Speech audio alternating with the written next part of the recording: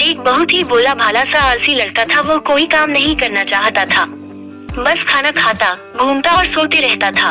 एक दिन उसे किसी ने बताया कि एक आश्रम है जहाँ पर कुछ नहीं करना पड़ता है और हर दिन 2 समय का खाना और नाश्ता मिलता है, तुम वहाँ जा करके रहो। उस आलसी लड़के ने सोचा कि ये तो बहुत ही बढ़िया है और वो उस आश्रम में जाकर रहने को सोचा। और फिर वह भोला भाला आलसी लड़का अपना सारा सांसारिक जीवन छोड़कर उस आश्रम में जाकर रहने लगा। आश्रम में गुरुजी रहते थे। वह कुछ समय सबको प्रवचन देते हैं। वह आलसी लड़का सुनता था, बाकी समय आराम करता था और फिर भरपेट खाना खाकर सो जाता था। ऐसे ही उस लड़के का दिन गुजरता गया। एक दिन उस आश्रम में कुछ भी नहीं बना। नाश्ते के समय नाश्ता नहीं मिला। उसने सोचा नाश्ता नहीं मिला, भोजन तो मिलेगा। अब भोजन के समय भी उसे भोजन नहीं मिला। लड़का दौड़ करके गुरुजी के पास गया और उसने पूछा कि आज भोजन क्यों नहीं बना। गुरुजी ने कहा कि बेटा, आज एकादशी है और जितने भी आश्रम के सदस्य हैं उनका उपवास है और तुम्हारा भी आज उपवास है, आज भोजन नहीं बनेगा। वो लड़का आलसी था और उसे भूख भी बहुत लगता था। उसने गुरुजी से बोला कि मैं उपवास नहीं रहूंगा, मुझे भूख लगी है, मैं खाना खाऊंगा। गुरुजी ने बोला ठीक है, जाओ भंडारे में से सामान लेकर के आओ और आश्रम में नहीं बाहर ले जा करके बना लो, लेकिन याद रखना भोजन बनाने के बाद सबसे पहला भोग भगवान को लगाना और फिर तुम प्रसाद पाना।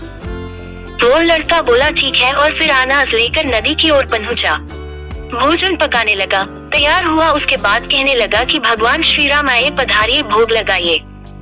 अब जब उसे लगा कि भगवान तो आ नहीं रहे हैं तो फिर कहने लगा कि मुझे मालूम है आपको तो अच्छा खाने की आदत है, मैं बना नहीं पाया और मुझे अच्छा भोजन बनाने भी नहीं आता, लेकिन जब भी रूखा सूखा बना है आकर खा लीजिए। भगवान श्री राम उसकी सरलता पर बहुत ही प्रसन्न हुए और उस लड़के को दर्शन दे दी। उसने देखा कि भगवान श्री राम आए हुए हैं और उनके साथ में माता सीता भी आई हुई है, लेकिन लड़के ने सिर्फ 2 लोगों के लिए ही भोजन बनाया था, एक अपने लिए और दूसरा भगवान के लिए। और अब क्योंकि भगवान के साथ माता सीता भी आई हुई थी तो उसने उस भोजन को माता सीता और भगवान के सामने ग्रहण करने के लिए रख दिया। भगवान श्री राम और माता सीता ने भोजन किया और उसके बाद जब वह जाने लगे तो ये भोला सा आलसी सा लड़का बोला कि प्रभु आप आए, दर्शन दिए, बहुत अच्छा लगा। मुझे खाने को कुछ नहीं मिला, लेकिन कोई बात नहीं, लेकिन आपसे एक विनती है कि अगली बार जब आप आएंगे तो कितने लोग आएंगे ये बता दीजिए, ताकि मैं उतने लोगों के लिए भोजन बनाकर खा रहूं। भगवान श्री राम मन ही मन मुस्कुराए और फिर अंतर ध्यान हो गए। लड़का आश्रम गया, दिन बीतता गया और फिर एकादशी का दिन आया और इस बार उसने 3-4 लोगों के लिए अनाज लेकर के खाना बनाने के लिए नदी के किनारे पहुंचा और उसने बड़े प्रसन्नता से भोजन बनाया और इंतजार करने लगा कि प्रभु आइए और भोग लगाइए। इस बार लड़का देखता है कि भगवान श्री राम पूरा राम दरबार लेकर के आए हैं, जैसे माता सीता, लक्ष्मण, भरत, हनुमान जी और सभी लोग आए हैं। लड़के ने 3-4 लोगों का भोजन बनाया था और इस बार भी भोजन कम पड़ गया। लड़के ने निराश होकर भोजन को प्रभु के आगे रख दिया। उन्होंने भोजन किया और फिर चले गए और इस बार भी लड़का फिर से भूख रहेगा। अब लड़का फिर आश्रम गया, दिन बीतता गया और फिर एकादशी का दिन आया और इस बार गुरुजी से कहने लगा कि गुरुजी मुझे इस बार थोड़ा ज्यादा अनाज चाहिए। गुरुजी सोचने लगे कि यह इतना सारा अनाज का करता क्या है, कहीं इसे बेचता तो नहीं है। फिर उन्होंने कहा कि ठीक है, भूख से परेशान रहता है। लड़के ने कहा कि नहीं गुरुजी, मैं भूख से परेशान नहीं रहता हूँ, प्रभु के साथ बहुत लोग आते हैं, उनको भी तो भोजन करना पड़ता है। गुरुजी को लगा कि लड़का पागल हो गया है, लेकिन गुरुजी ने सोचा कि चलो एक बार चलकर देखते ही कि लड़का इस अनाज का करता क्या है। वो भोला सा लड़का अनाज लेकर के नदी के किनारे पहुंचा और इस बार भोजन बनाया नहीं। उसने सोचा कि प्रभु हर बार ज्यादा लोगों को लेकर के आते हैं, इस बार वह जितने भी आएंगे खुद बना करके भोग लगा लेंगे। फिर प्रेम से प्रभु को बुलाने लगा।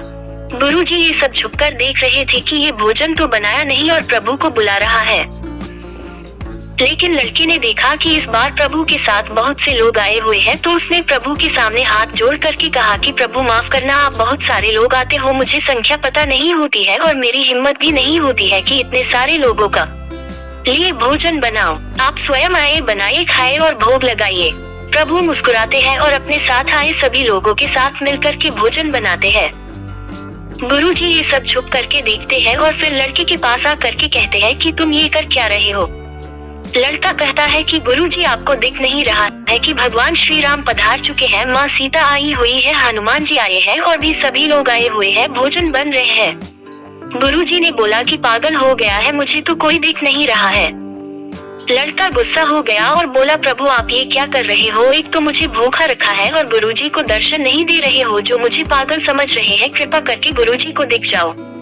भगवान बोले, नहीं, मैं इन्हें नहीं देख सकता। लड़का बोला, क्यों नहीं देख सकते? मेरे गुरुजी तो बहुत महान है, बहुत बड़े ज्ञानी और ज्ञाता है। भगवान बोले, हाँ ज्ञानी और ज्ञाता होंगे, लेकिन तुम्हारी तरह सरल नहीं है। जो सरलता तुम में है वो तुम्हारे गुरुजी में नहीं है। लड़के ने ये बात गुरुजी से कह दी कि भगवान श्री राम कह रहे हैं कि आप में सरलता नहीं है, आप मेरी तरह सरल नहीं है, इसलिए आपको नहीं दिख सकते।